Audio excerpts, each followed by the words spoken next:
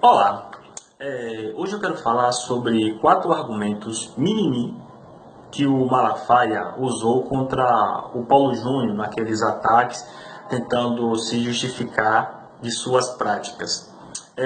Silas usou algumas passagens da Bíblia descontextualizada para tentar justificar o seu comportamento e de outros também.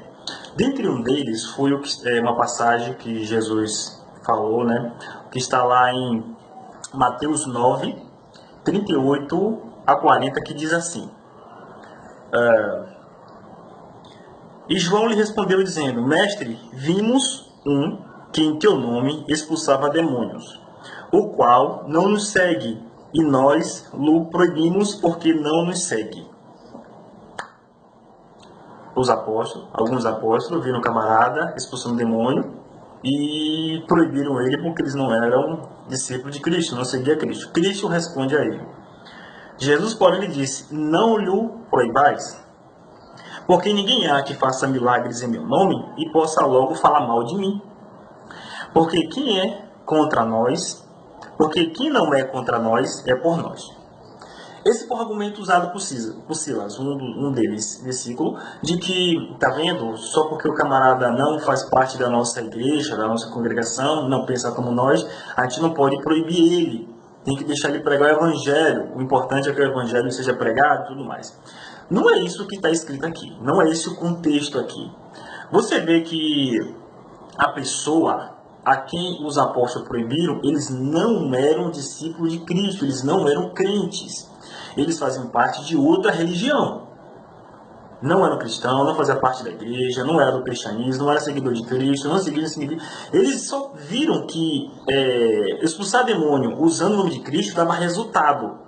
Então eles passaram a copiar essa prática do cristianismo. Na verdade, o que aquelas pessoas estavam fazendo era um sincretismo, né? Porque estavam vendo que tinha resultado usar o nome de Cristo para expulsar demônio. Eles não eram cristãos. Não tem nada a ver com os de dentro. É o de fora. É tipo hoje o pessoal do candomblé, o budista, o espírita, começar a usar o nome de Cristo porque vê que dá resultado em certas coisas. Então, a gente querer falar. É tipo isso. Tem a ver com religião de fora. Não tem nada a ver com a religião de dentro. Tem nada a ver com o de dentro. E aí, Cristo vai dizer, no 40, o versículo que mata a situação. Porque quem não é contra nós é por nós. Aqui está o versículo-chave. Porque é o seguinte, naquela época, o clima de tensão, né, contra Jesus, o número de inimigos, de gente que não gostava dele, que queria matá-lo, era muito grande. Então, ele está falando assim, não proíbe esses camaradas não, porque é o seguinte, já que eles estão usando o meu nome, então eles não nos eram uma ameaça. Era uma questão mais de prudência do que de verdade. Mas porque, já que ele está usando meu nome, então ele não vai falar mal de mim depois, ele não vai querer nos perseguir, ele não vai querer matar vocês. Então deixa. Então deixa. Quem é por nós não é contra nós. A questão está aqui, ser contra. Então, por questão de prudência, de não querer transformar a nossa vida pior do que já está, em termos de inimigo, deixa esses camaradas lá. Tem nada a ver com a realidade evangélica interna, do cristianismo interno, em uma questão social vivida por nós hoje. Tinha toda uma questão social da época e uma realidade da época, do que você querer pegar um versículo que trata daquele clima tenso daquela época e querer aplicar no dia de hoje. Cristo estava falando para os apóstolos serem prudentes e não querer arranjar mais inimigos proibindo aqueles camaradas de usar o nome de Cristo. É isso que está escrito aqui. É essa passagem. Nada do argumento que ele foi usado para defender os amigos hereges dele. Uma outra passagem que ele usou contra o pastor Paulo Júnior, para se defender, é a que está em Atos dos Apóstolos, no capítulo 5, versículo 38 a 39, que diz o seguinte: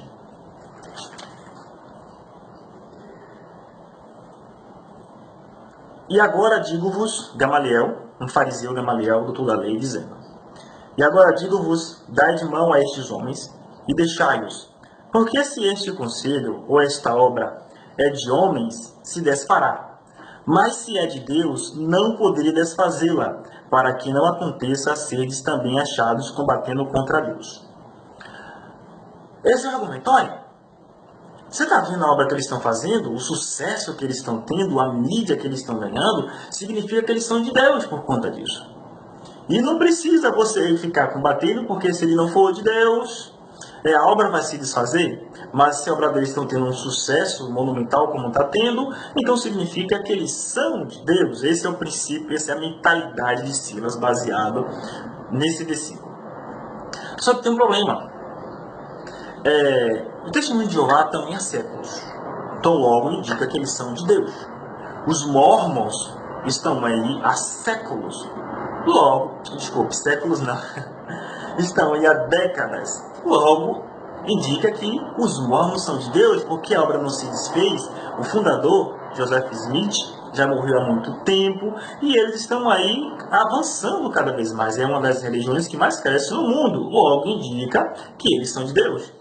Os islâmicos, apesar de toda a imagem ruim que eles têm de terrorismo e tudo mais, de opressão às mulheres, eles estão crescendo no mundo. Então indica que os muçulmanos, que o Islã é de Deus, porque a obra não se desfez, e todos eles falam de Deus, e alguns deles falam de Jesus, como os mormons. Então significa que esse povo é de Deus. A igreja Cidade Refúgio de Lana Holden, que foi, na época, a primeira mulher a pregar nos Gideões e a maior pregadora mulher da época. Era assembleana, né, contava o seu testemunho de ex-lésbica, até resolver assumir, né, sua natureza lésbica e abrir a igreja Cidade Refúgio, que aceita gays. Está aí há décadas a igreja dela. Isso significa que é de Deus. Que é de Deus.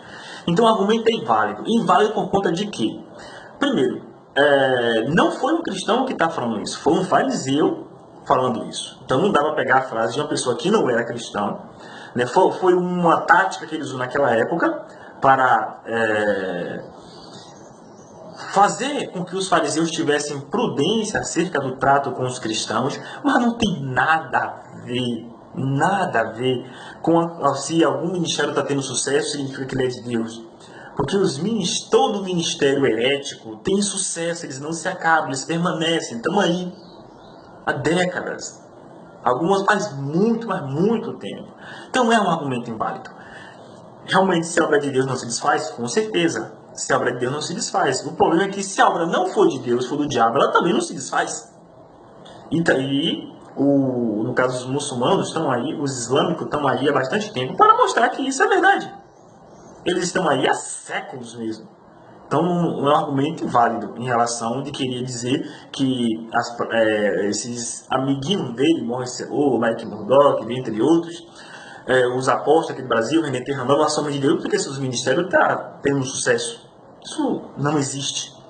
Né? Então, isso é outro mimimi, é outro descaracterização do que está escrito na Bíblia, corrompendo o Evangelho de Cristo e perturbando a mente de algumas pessoas, cauterizando elas a acreditarem nesses ministérios de hereges.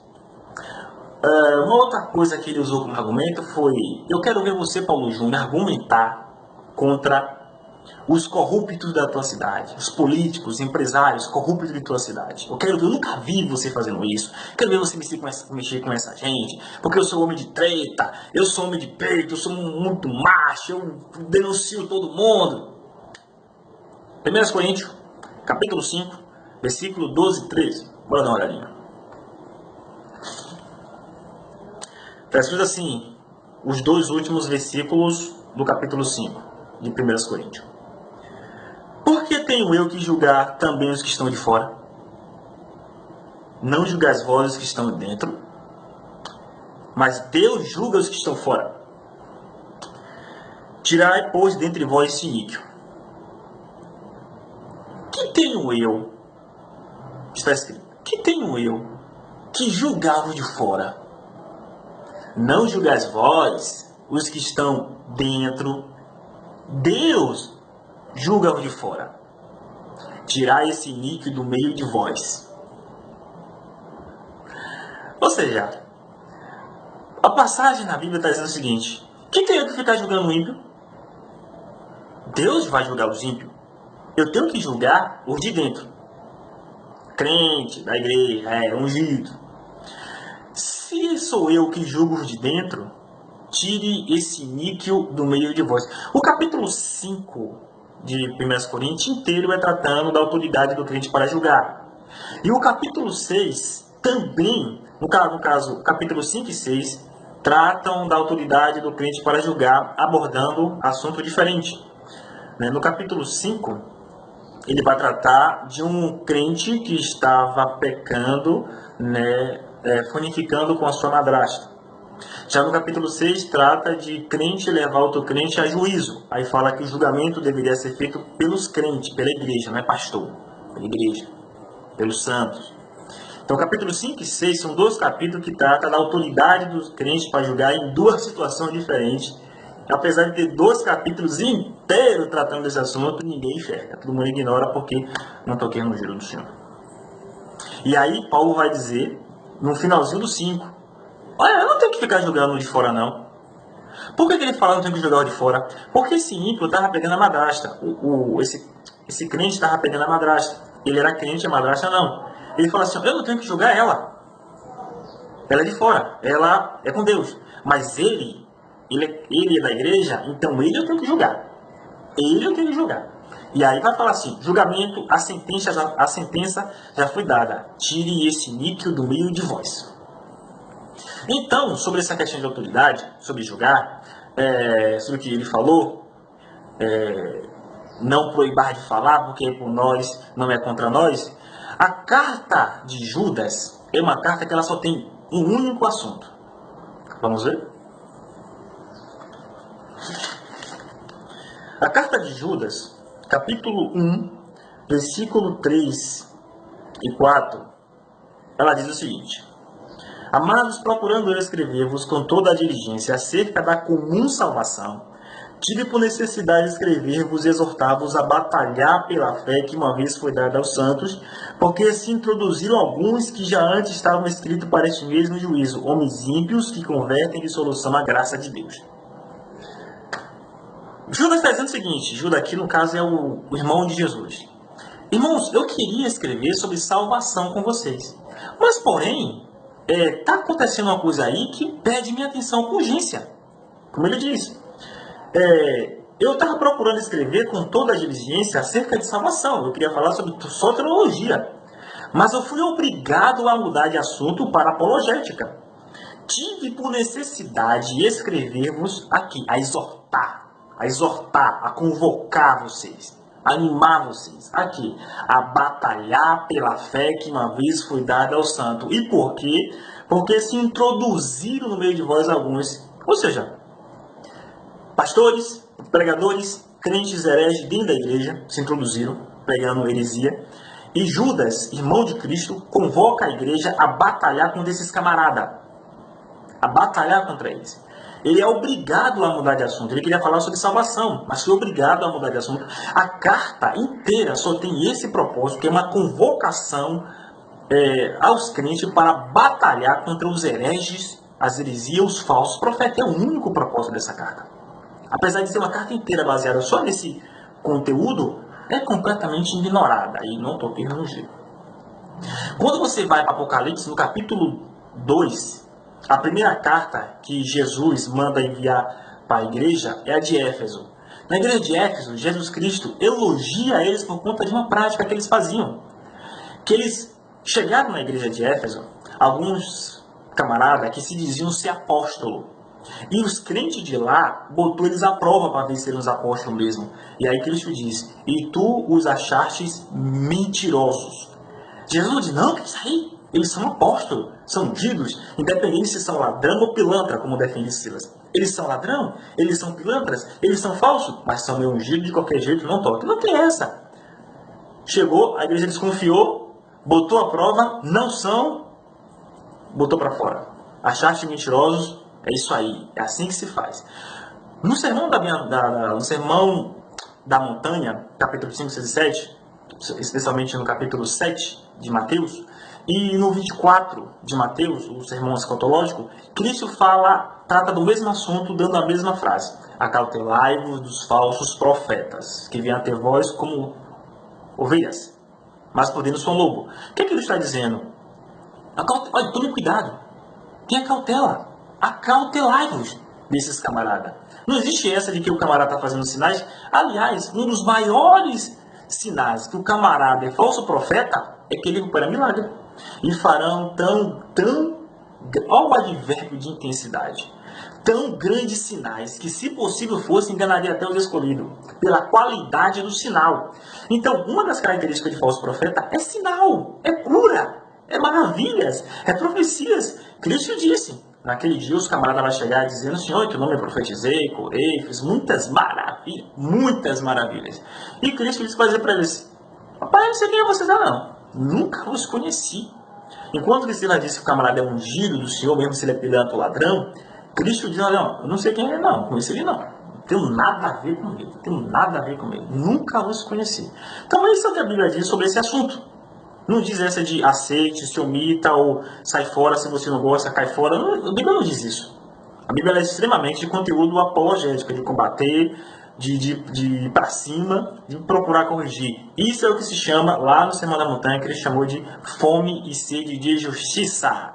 E essa fome e sede de justiça, conforme Cristo falou, ela vai te gerar perseguição. Bem-aventurados seus vós quando vos perseguirem por causa da justiça. Bom, e a outra, para finalizar, a quarta, é sobre o tempo que ele tem muito maior como pastor do que Paulo Júnior. Quando eu já estava na televisão, você ainda era menino. Você era menino ainda, já estava na TV. Você estava trocando as falas. Eu imagino lá na carta aos Gálatas, que Paulo fala que corrigiu Pedro, né? Resistiu a ele na cara. Tinha um cara tinha apóstolos ali, tinha gente importante ali. E Paulo não chama Pedro em particular para conversar. Fala, lhe resistir na cara. Porque não andava prudentemente. Resistir na cara. Imagine Pedro reagindo como Silas. Paulo, quem é você para falar? Antes de você se converter ao Evangelho, você tinha 14 anos sendo apóstolo. Líder, eu sou líder da igreja no mundo aqui, tá bom? Eu fui escolhido pessoalmente por Jesus Cristo para ser líder tanto do corpo apóstolo como da igreja dessa época. Eu aprendi 3 anos de estudo intenso com Cristo. Ah, você viu uma luz? Foi chamando você? Eu vi comer, eu vi beber, eu vi sendo apanhando, eu vi ressurreto em carne e osso, eu toquei em suas feridas. Tá entendendo, Paulo?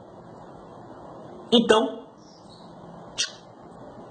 quem é você para querer falar de mim? E outra, você que perseguiu, matou um monte de irmão nosso, que matou Estevão, que consentiu com a morte de Estevão, que arrastava um monte de servos nossos, e agora quer chegar aqui querer me corrigir, me envergonhar na frente dos outros. Eu imagino Pedro reagindo de forma malafaiana.